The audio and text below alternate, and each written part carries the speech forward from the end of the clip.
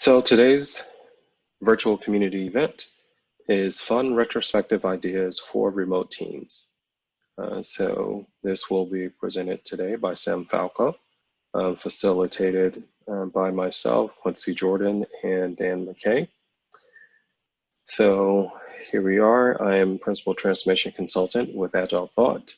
Sam Falco is a Senior Agile Coach with AgileThought, and Dan McKay is a Scrum Master with AgileThought. And we will be your facilitators for today. So welcome. AgileThought is spread across the Americas. We are in 6 countries. We were founded in 2000, and we have just over 3,000 consultants. And we are primarily comprised of 3 practices, those practices being the transform practice, where we do strategic consulting, agile training, agile coaching, organizational design, and so forth. And then our build practice, where we have our digital delivery and software, custom software development, and our run practice, where we have digital operations. So this is what we're going to ask that you agree to for today's event, that your cameras are on. Now, that being said, we do understand that there are some situations because everyone's home, kids are home, things are going on. There's some situations where you're just not comfortable turning your camera on, and we do understand that. If that isn't the case, then we do ask that you turn your cameras on. It helps us to see your facial expressions. It psychologically helps us as human beings to see one another. We ask that you be respectful in tone and words. We ask that you give space for people to speak up. So there'll be some interaction. We'll ask questions, give you a chance to answer. We're using the technology that we have available to us. And so sometimes we may speak over each other, and we just ask that you give a little space to try to minimize that as much as possible. Be patient with bandwidth issues. Dogs in the background, people wrestling in the pantry, it sounded like earlier, all those kinds of things that may happen. So we understand that these things are taking place because we're in a different environment right now. So we ask that everyone be a little bit more patient maybe than usual with those things. But that being said, it is also good to use your mute button when you know those things are either happening or may happen. Let's share and learn together. So this is what we present, but it's also what you make of it as well. So we want your interaction. And so if you have questions or you want to comment or something like that, there's a hand up feature in Zoom. So if you have something that you want to share, we'll ask that you use that hand up feature. If you don't know how to use that hand up feature, that's fine. Dan is going to come next, and he's going to share about how we're going to use Zoom. All right, so we'll move along. Thank you, Quincy. And welcome everyone. Absolutely. Sorry. Give us just a second. It's joining back. Sorry about that. I don't know what happened. Everything died. That's all right. That's that patience stuff. That's the forgiveness factor.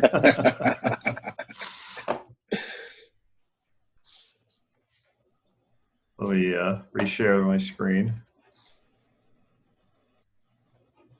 The other thing that happened was it shuffled all my windows. Well, with that being said, this is one of the advantages of everyone having their video on, because we at least can see everyone while we're waiting, and we know that there is some, the computer isn't just locked up. Almost there.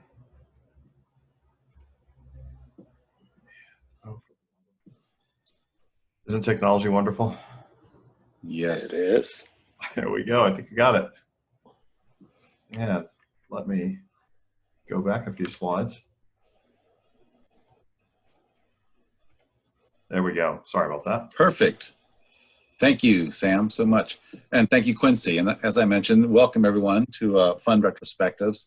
And I'm sure you all are pretty familiar with this. I've watched each one of you as you turned on and off your video, but just in case, you'll notice on the extreme left, you have a mute toggle switch, which we do ask, as was in our team agreement, that you pretty much stay on mute unless you really have something you want to say. Then you can just hit the switch and unmute yourself. Next to that is your share video, which I see a lot of you are already doing that, so you understand how it works. And then finally, way over on the extreme right, we have our chat bubble, where you can hit that and enter in chat. I will be monitoring the chat, so if you have anything you want to say, just put it in the chat, and I will acknowledge that. And also, on the next screen, I'm sure you're familiar with this, but you have the opportunity to either chat with everyone, or you can direct a chat to a specific individual. Finally, in our participants window, you'll notice that you have the raise hand button. And so if you just hit the raise hand button, as I said, I will be monitoring this, and I will try to acknowledge you as soon as I possibly can. So the fun retrospective discussion, and I'll go back to Sam now. Thank you. Thanks, Dan. All right, let's talk about fun retrospective ideas for remote teams. Before we get started on that, I have a question. Why do we have retrospectives? So like our canine friend here, please raise your hand or just speak out. Why do we have retrospectives? Continuous improvement. Continuous improvement. What else?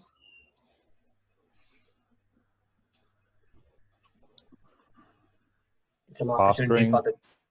Go ahead. I was going to say it's an opportunity for the team to inspect and adapt. Yeah. Absolutely.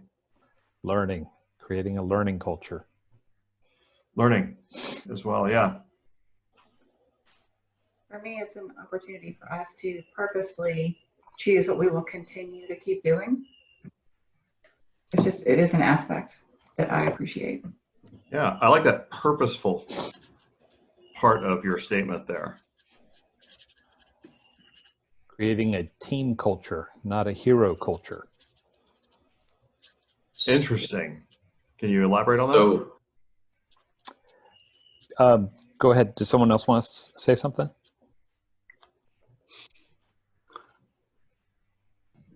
So my thought is that when it's facilitated correctly, you're now leveling the playing field in command control dynamics and leadership. You're now fostering an environment where everyone is welcome at the table to give their views, where the student and the master are actually both learning. And this is a team-based activity. This is not a master where one person who has a lot of discipline in an area or acumen in an area, where they're leading, where it's more oratory, right? Where it's one person just booming out all this information. That this is actually a team culture event. Very good. Thank you very much. Right. Retrospectives are a fundamental part of agility. The 12th Agile principle is on the screen here. The idea is to foster that insightful, productive change. And I think it was Renee said that purposefully choosing what you want to improve upon. I really like that. It's important to recognize that it's not just limited to Scrum, although Scrum has the lion's share of the Agile framework market. Every Agile framework has some mechanism for retrospective in it, regular cadences. It's also important to note that retrospective is not limited to sprint boundaries. Although we have a sprint retrospective at the end of the sprint, you can have retrospectives and many other cadences. I have worked with teams that had a just-in-time daily retrospective where they would just spend a few minutes at the end of the day. Hey, what did we learn today? Most often to capture that information for the main event retrospective. You may have release retrospectives. You may have even longer cadences, monthly, quarterly, annually, depending on what it is you're trying to achieve and what you're reflecting upon. But the shorter time frame is generally better because people remember things. Regardless of what your cadence is or what your framework is, this framework for retrospective, these 5 stages of a retrospective introduced by Esther Derby and Diana Larson in this book I've never seen a better framework for an Agile retrospective. Opening up with setting the stage, basically helping people transition out of we were just working on a problem, trying to solve a problem together, into, we are now focusing on our process and our interactions. Gathering data, meaning if you have a theme for the retrospective, getting some information that we can use to make a good decision. But sometimes you go into a retrospective and we're not sure what we want to talk about. That's part of gathering data too. Once we have some data about what happened during the sprint or the release or whatever our time frame is, then we have to generate some insights. It's sometimes easy for people to just throw a bunch of data up on the wall and begin dog voting before we've really discussed things and understood what we're talking about. So generating insights is an important part of our retrospective. And then finally, or next to penultimately, I suppose I should say, decide what to do with the data you've generated and the insights you've created. And then the mirror of setting the stage is closing the retrospective. You've helped people transition into this retrospective state. Now it's important to help them transition out of it and get back into, let's go solve problems together. So I'm curious, I want to pause here and ask, do these stages look familiar? Have you experienced them? How have you experienced them? And what was the impact if any of them were skipped or missing?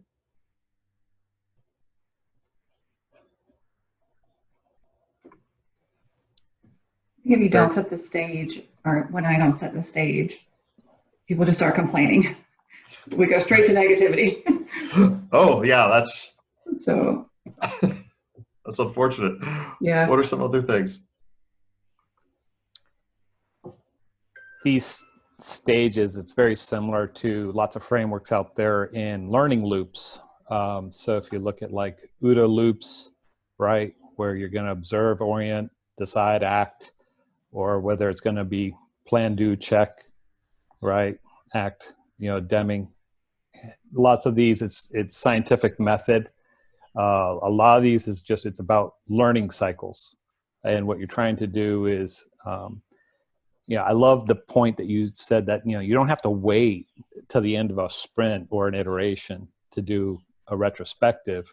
And if you think about it, if you have something, that the team is banging their head against the wall on a reoccurring theme or reoccurring thing, stop the line, hit that red button and say, everybody, get off your computers. Let's huddle. Let's huddle on this. We are banging our head. This is a reoccurring theme. Let's do a mini retrospective right here, right now, 15 minutes. Let's go. Yeah.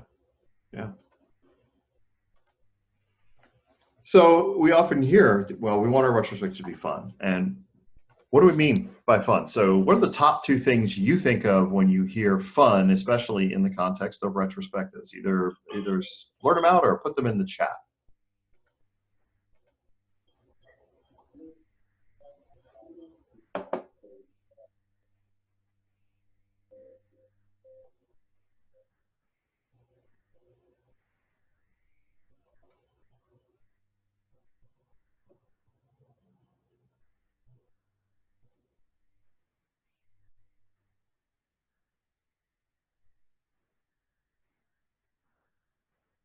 Not boring, is that right?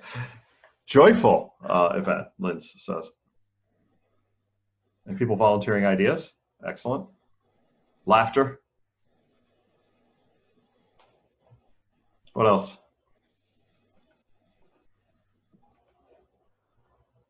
Not just another meeting, yeah. Sometimes a retrospective can be just another meeting, not the same old, mixing it up, getting people to get comfortable. Entertaining is an interesting word. Interactive and active participation. I have tried to skip a technical retro and do a game instead. Usually get to know you better game. Do you want to share any more about that?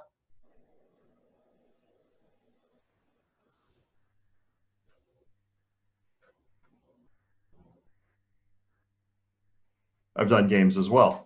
Sometimes just sitting down together and playing a board game can tell you a lot about your teams.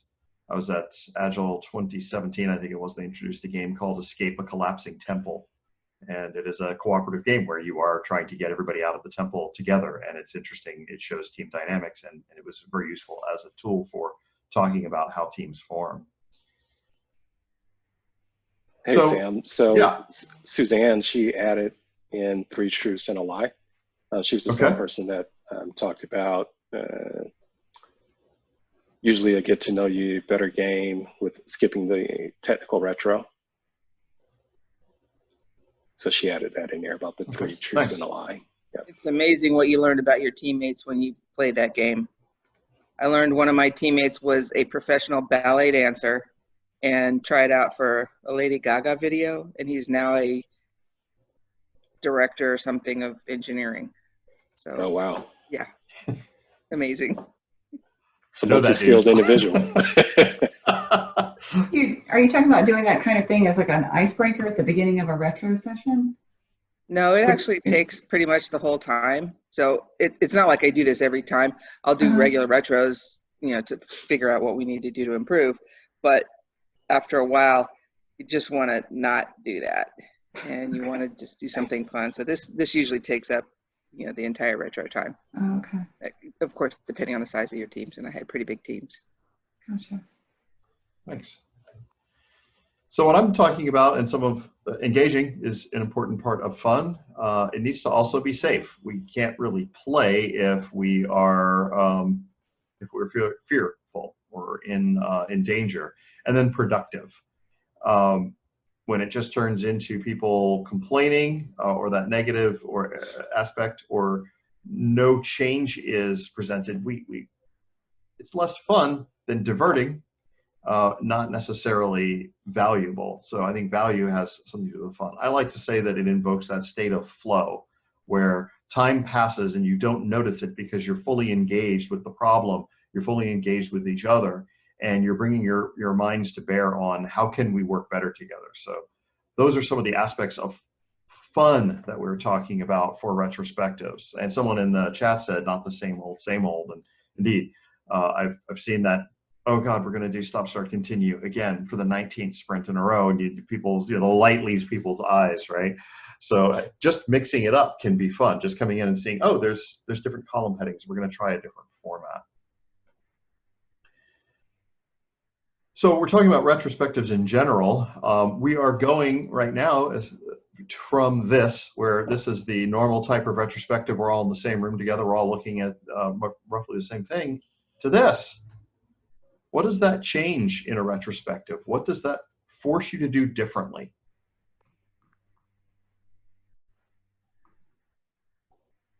To start off with use of a lot of tools, and at times missing that face-to-face interaction.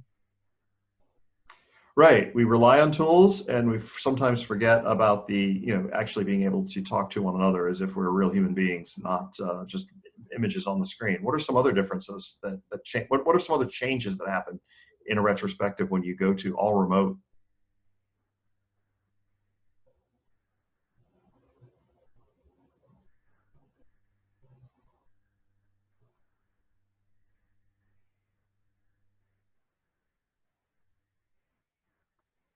I also wanted to add a different set of agreements Sure. when we are having an online retrospective. Yeah, you definitely have to do that. Someone has said that it's more difficult to read facial expressions, right? Especially body language. Something I was talking about with one of my colleagues just the other day. We had done a training session, and I realized that when I was actually talking to someone, I would look at their picture on the screen. That meant I'm not looking at the camera. So to them, to the people on the other end of the line, it looks like I'm not looking at them. I'm not making eye contact. But if I make eye contact, I actually can't see your faces. Suzanne said harder to hide, and I'm curious about that. Harder to hide in the online retrospective? Yeah, I think sometimes in a face-to-face retrospective, in a together retrospective, everybody can see everybody and know what they're doing. But if you're online, you can kind of fade back. Actually, I'm sorry, it's the opposite direction. Okay. On online, everybody's seeing your face right away. But it's Sure. the other one, you've got people hiding in the back of the room or in the corner or whatever. Sure. And then what about now, not only were you remote, but we're dealing with a global crisis. How does that change your retrospectives? Considering that I got laid off right before this whole thing started, Oh. it changed them a lot. Sorry to hear that. And I started a new job last week and have done nothing because they're still trying to figure it out. So I've been at home not working at a new job. That's pretty different. Yeah, it's very, very weird trying to onboard as a Scrum Master specifically, because to me that seems to be more of a I got to be there kind of a thing, and not being there, it hurts. I think one of the big challenges is now being a facilitator. There's this wonderful book out there on, was it Coaching from the Back of the Room? Teaching from the back over. Yeah, it's a beautiful book. I love it. Yeah. And creating, you can't, we used to come together, we're all face to face in the same room, and we'd present a thought leader would come in that oratory, knowledge broker. They would present this presentation. That doesn't work in this medium. And so now there's these wonderful tools that are out there which make it more interactive. And you have to do it more of an exercise. Like one I like to do is I'll do 12 principles, and I would do a gap analysis for the team. Here's 12 principles of agility. You put the little cards out there. I'll limit it. I'll abbreviate them, make them small, easy to read. Put a red dot on the ones that you really like. You get 2 dots, 2 dot votes or whatever. And then, so you make it more interactive. You sit back and let the teams, they're discussing and they're engaging more. And it's really more important when you're using this medium more than ever. Because otherwise, just like what Suzanne was saying, people can snooze. They can kind of hide. Yeah, I'm here. I'm on my video. I'm engaged. I'm check mark box. I'm at the retro. But it's really important to pull people out and from being wallflowers. Yeah. So I went ahead and grabbed my copy of that book off the shelf just now and put it in the chat. Training from the Back of the Room by Sharon Bowman. Oh, Lynn's as well. He actually put even more details. So yes, that's the one. It's a great book, great resource. Some other things we're having to worry about is, maybe you don't even want to hide, but you have to have your camera off because you get kids running around, or you're just really not comfortable showing people the messy background. I'm very fortunate. I have a space that I can dedicate to this, that I don't have to worry about people coming in and out, but that leaves my wife in the lurch. She's out in the living room. And so we have to be very careful. That's another factor. And then just the stress and worry makes people less likely to be able to engage even when they want to. So these are things we have to worry about or be concerned about when we're designing retrospectives. And that's another reason why fun can be helpful. Fostering engagement is crucial. It goes, having that little bit of lightness to it really helps. I like to get people involved from the very beginning. Dan McKay pointed this out to me the other day. Just even if you're only going to do a 3-column retrospective, ask the team, what do you want the 3 columns to be titled? Just a little bit of asking them to help design their own experience fosters engagement. And it can be exactly the same as every retrospective you've done with 3 columns, except they chose the column titles. It feels more fun.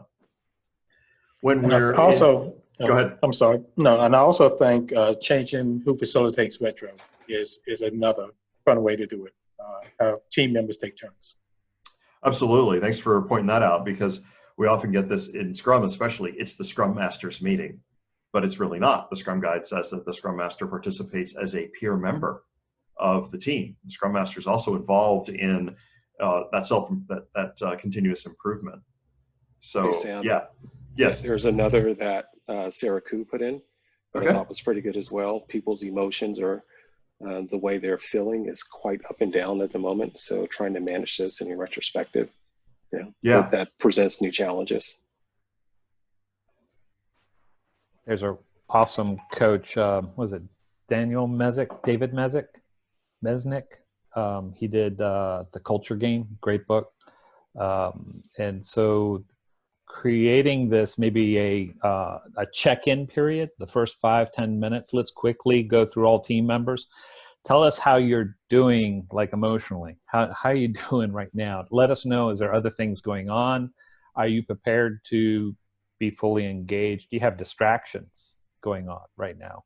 And making that a part of the culture so that people can understand the full context of where you are in your mindset on this meeting. Are you engaged? And then he calls it, there's this protocol of engagement. Are you checked in? Are you ready for this meeting? Yeah. Yeah, and that's part of that set the stage phase of a good retrospective. So in this current climate, it's, I think, critical more so than ever to keep in mind this idea of the retrospective prime directive.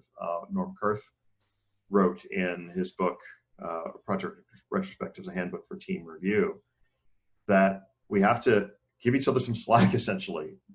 Truly believe that we're all doing the best we can with what we have to do. So this statement, I think, has been translated to like 26 languages. If you Google it, you'll find a wiki dedicated to this topic and how many languages it's been translated into. It seems to be, if not universal, broadly shared.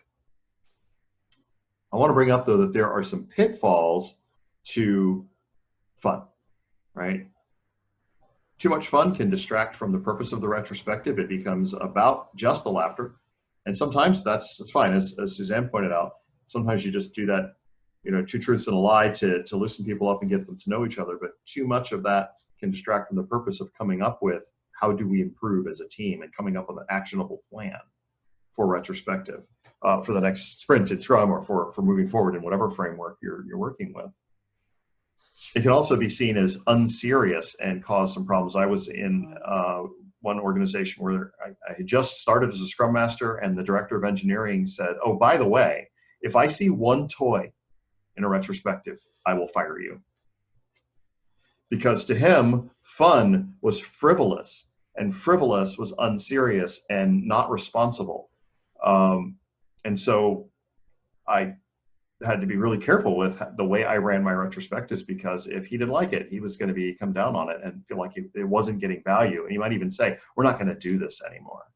And then fun can just mask that needed healthy conflict. We can all be involved in trying to laugh and then not deal with some things that the team really needs to deal with.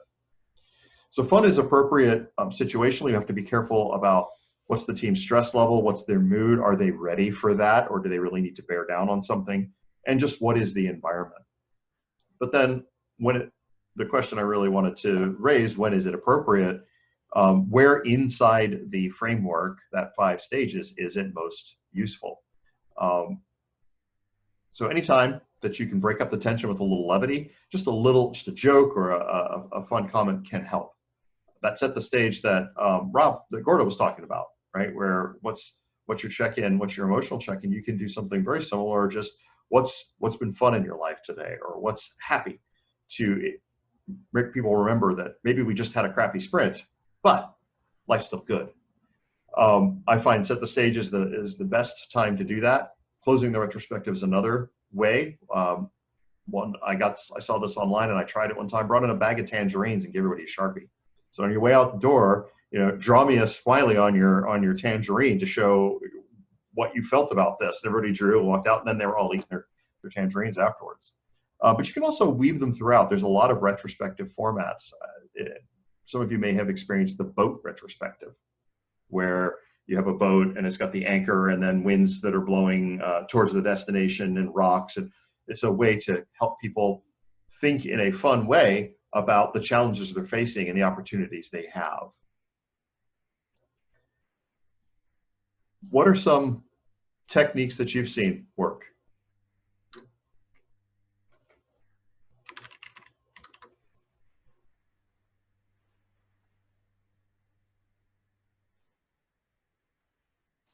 I like actually measuring engagement, team morale. And there's lots of clever ways out there. There's lots of studies on this. Simple one is like Nico. Depends on your culture of the team. Is this a safe environment? To your point, you have to have safety first for a lot of this stuff. If you don't have safety, then you have to use different methods of measuring engagement. Like, are people coming to stand up on time? Right. Yeah. Or people calling in sick. You can gauge. Most most seasoned folks, they pick up on these things. You can tell what the mood is when you know that it's really stressful. Throwing like forced fun on a team, Right. that's going to backfire. That's actually really going to go right back on you. And sometimes, yeah, go ahead. No, sorry. Yeah, sometimes teams just want to get on with it. I ran a lot of fun retrospectives. One place I was at earlier in my Scrum career, and really spent a lot of time thinking about that. And then I went on vacation. When I came back, they had done stop, start, continue in my absence. And I said, "Oh, I left you some stuff." They're like, "Yeah, we just really wanted to do stop, start, continue." And I realized I had been overboard on that fun, and that they really just wanted to be productive. And sometimes it was, that was enough. I want to introduce a technique. This was created by one of our agile thinkers, Logan Butler, who is one of our engineers. Great guy, and he created this. This is nice because it doesn't require any paid software. It's a tool you can use anywhere. And Dan's putting the link in the chat window. It is a tool where you create music, essentially. And when you load it, it won't look like what you're showing on the screen. This is a song I banged out yesterday. But it's a nice way to allow participants to present their perspective on the sprint or whatever your frame of reference is in an abstract way. Makes them think critically and reflect on what their goals should be, what their experience was. So the way this would work is you would go to this, give them this link, have them spend a couple minutes playing with it so they get used to it, knows how to use it, and then ask a question that will give them some directions. Ask them to create a song based on, make a song that represents the last sprint, perhaps, or make a song that represents what our next sprint should look like in order to be successful. And then when they come back after a short time box, let them play their song for the group. You could do that by sending out a link that takes you to that song, and then have them talk about what does it mean? How did they come up with that song? So Dan has put the link in the chat. I want to give you guys a couple minutes to maybe do one yourself that answers the question, how have you adapted to self-quarantine? And then if someone would like to share, we can talk that through.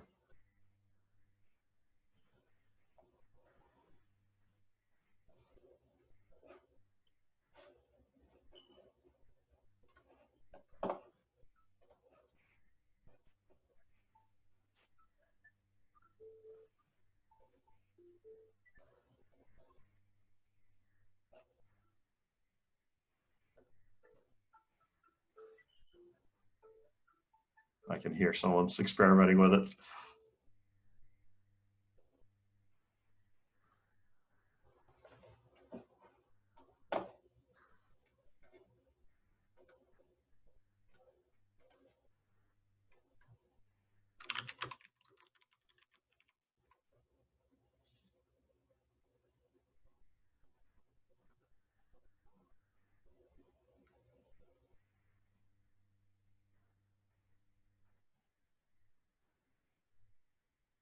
If someone would like to send a link to theirs, put it in the chat. We can all listen, and then we can talk about what you wrote.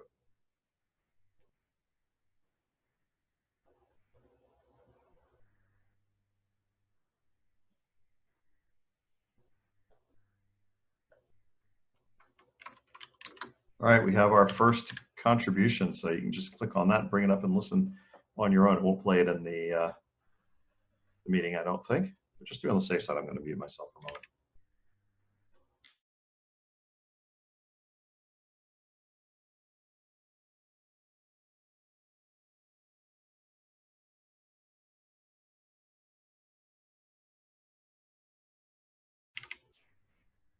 Thank you for sharing that, Liz. Do you want to talk a little bit about what your thought process was about that? Well, this is the first time I'm seeing it, so I was just playing around with it. Okay. And that was fun. So I went just with a happy face. All right.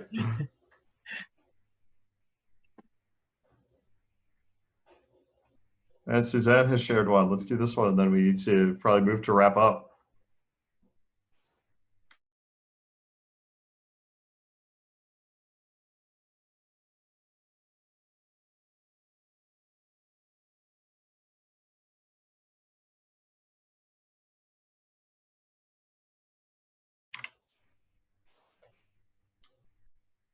Thanks, Suzanne. Do you want to talk about your thoughts while you were constructing your melody? Yeah, I was just playing with it like Lynn's was, and tried to make some chords and like pretty colors and things like that. Nothing dramatic. So that points to one aspect of the technique is that you do need to give people time to play with play with the tool rather, a little bit before they dig into the question, because they need to get used to what it can do. So this is just a fun tool. Have everybody share their song, talk through it. If there's time to go on to another question, you can go on to another question, or it may provoke a deeper conversation. If everybody has a rise and then a crash at the end, well, we can talk about why did everybody experience that, or maybe there's a conflicting view. Some people have a happy beginning and a crash at the end. Some people have a tedious beginning and a rise at the end, and you discover that, well, the QA person wrote that one and they were bored at the beginning, didn't have anything to do, and then they had plenty to do at the end. And is that really what we want in our sprint? It's a great way to open up conversation for our self-improvement, our continuous improvement cycle. This is a pretty cool website. Thank you very much for sharing this. I've never seen this. Yeah, Logan ran this for us in the Transform practice several months ago, and it was really thought-provoking, and that's why we wanted to share it with the community. I asked him, can I put this out there as long as I give you credit? Absolutely. He was happy to share it with the community. Can multiple people add notes to one song at the same time? Not to my knowledge. Because that would be interesting to have everyone put high notes for your overall mood day after day, right? Just do one note, add, or is it a high note or a low note? And then you see the team music. So that would be my feature request for this. That's pretty cool. Or to be able to overlay individual songs into a... Yeah, something like that. Yeah. And that's when Logan facilitated that for us. It was interesting to hear all the different perspectives. So everybody made their own song as they went through the couple of weeks or the week, and it was really interesting to hear the different patterns. They weren't physically overlaid, but hearing all the different ones in close proximity was really valuable.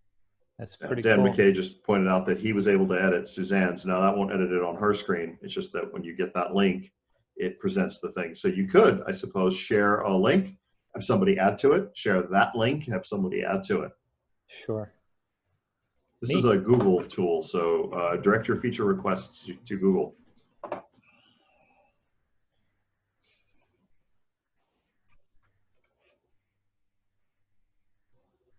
And Suzanne said she refreshed the link and got the changes, so apparently you can collaborate with this tool that way. Good to know. I even learned something today. Awesome. What other questions or comments do you have about fun retrospectives in general, or this tool and its use in particular?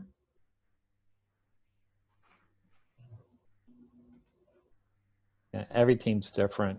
It's always a good coach or a scrum master recognizes that need. Try to mix it up. I do agree everyone should take turns facilitating the retrospective. It's not the scrum master's job to do that, and unfortunately most scrum masters think it's their job. I do think that having accountability, we talk about, okay, so these are the things we want to improve on. The accountability part is really important. I would say Toyota Kata is a great book that talks about ways to improve accountability on retro. Yeah, and accountability is a really important thing. Too many retrospectives are a list of things that need to be improved, but they don't result in actionable change. And that was one of the struggles my first Scrum team and I went through, because we didn't really understand how to drive things forward. And then we created an accountability metric or scheme on our own, which was to say, this is the thing we've decided to do, or the things. Yeah. Who's going to be responsible for seeing that through? And someone would have to sign up for, I'm going to bring this up. And if nobody signed up, which happened one time, everybody agreed this was a great idea. Nobody wanted to be accountable for it. So everybody wanted it to be done, but nobody wanted to do it. And then we talked about that. Why was that? And it drove some good change. It's always a challenge, especially like, you know, technical debt. A lot of Scrum teams, if they're hardcore just Scrum and they're not looking at XP or Kanban or any of these other methods, they can accumulate a lot of technical debt if they're not being, you know, open in self-improvement from all aspects, including the, you know, your code. When you do the retrospective, that should create a story. Maybe you have like a working agreement that we're all going to walk out of this retrospective with a new story, and we're going to do it on the next sprint. And maybe it's some code cleanup or something like that. Yeah, we have someone asking if we have a repository of fun retro ideas we can share. And I have two right off the top of my head. I'll put them in the chat. One is RetroMat. RetroMat is a tool that has the 5 stages, and you can spin a dial and it gives you random exercises, and then you can page through them. I've created some really cool retrospectives that way. Nice. And then retrospectivewiki.org, which I will also put in. Yeah. Except I accidentally put it to just Quincy. So let me do retrospectivewiki.org is now in the chat, and then let me give you RetroMat as well. These are two really good sources for that. You can put Tasty Cupcake. It's always a good one. Yeah, Tasty Cupcakes. Yeah, there you go. Yeah. So there's plenty of stuff out there, plenty of opportunities. There's no need to let your retrospectives get stale. And then another thing I've often done is close my retrospective by asking the team, how could I make this retrospective better? How could I have made this one better? How can I make the next one better? And that gets that engagement up for the next stage. Someone has asked, Renee is asking, can I talk about a couple of retro items you've turned into something actionable? That's a difficulty for me. We talk about ideas and then they're either too big or for some reason we can't act on them. Sure. One in particular that I remember, this was a team that they were really frustrated because there were a lot of meetings, there were a lot of other things going on in the company. And so someone, and he was being flippant, said, can't we just declare that we won't go to any meetings on Tuesday?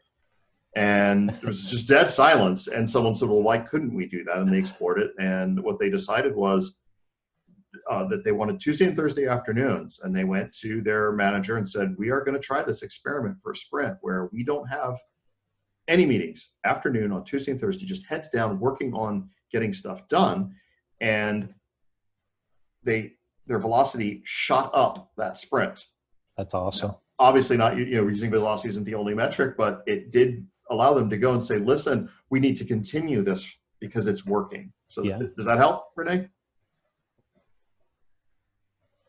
Yes, it does. Thank you. Yeah.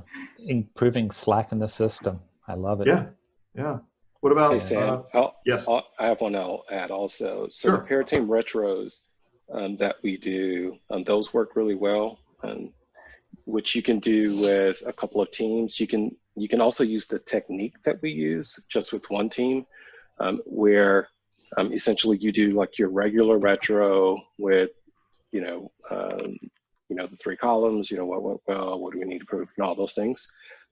And then you take those items and you place them into a 2x2, and you set up the 2x2 based off of the impact of those items that need to be improved, combined with how likely it is for that to occur again within a certain period of time. Then whatever things that come out in that top right column, which are usually going to be the things that are likely to occur again and that have the most impact, then we take that top item and we put it into a hypothesis template. And we form an experiment with it so that when everyone walks out the room, we're very clear about what we consider to be the highest priority item that we need to address, how we're going to address it, how we're going to measure whether or not we're successful when we address it. Everything is laid out like really nicely when we use that technique. and it makes it very actionable when everyone walks out the room. Love it. I've seen sometimes teams will, have a stick in a mud team where they just feel like, I don't get anything out of retrospective. I'm too busy. I don't want to do retrospective. You're eating up my time. And then what you can do is you can do these mini retrospectives that actually take like 15 minutes. One is you take a little sticky for everybody, and everyone just write something on the sticky you need to improve on.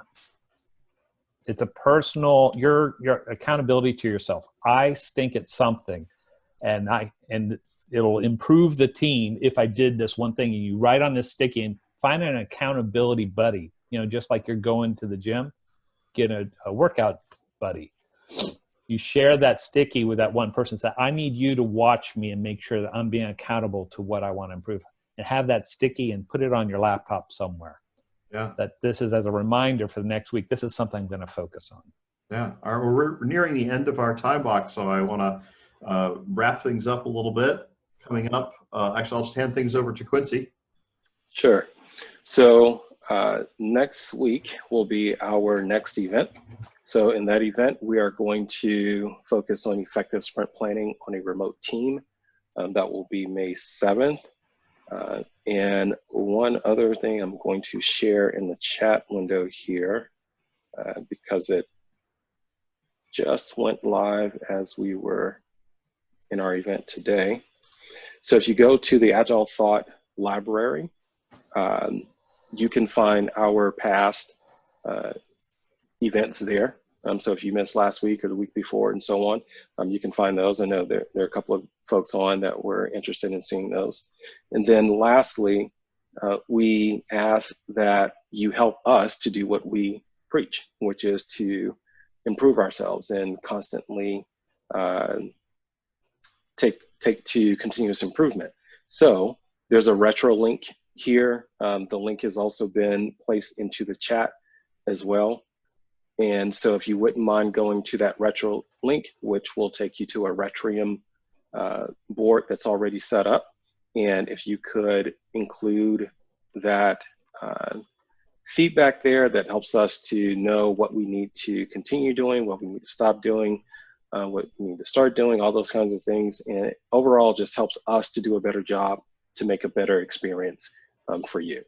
So that will stay open until around 1:10 Eastern Standard Time. And so basically it'll be out there for another 15 minutes or so. We really appreciate everyone's time today as we move on to next. Yes. So again, I'm Quincy Jordan, Sam Falco, Dan McKay. It was our pleasure to facilitate today, to share the things that was shared. Big thanks to Sam for his input there and showing us how to make music during the retro, which is awesome.